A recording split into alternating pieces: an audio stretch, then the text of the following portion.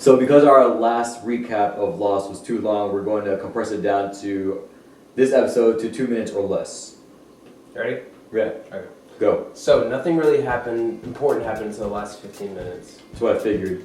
All that really happened in the last episode was that Sawyer escaped the temple, and then after that he pretty much told Kate, off, I'm gonna run by myself, don't follow me. And Kate, being Kate, decided to go anyway, and she also went with Jin and 2 other random others who don't really matter.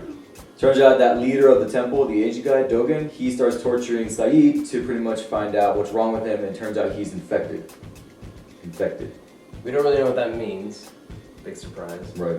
And we also find out that Claire is also infected and running through the jungle setting traps like Rousseau. Claire's back. So now that pretty much the island life is done, what happened in the parallel universe? Kate feels bad for stealing from Claire, so she decides to drive her to the parents that are supposed to adopt Claire's baby.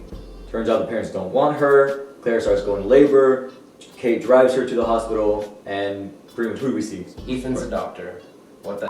What's going on? Claire ends up not having the baby by taking some drugs, and some cops come looking for Kate, and she tells them off and lies, protecting Kate.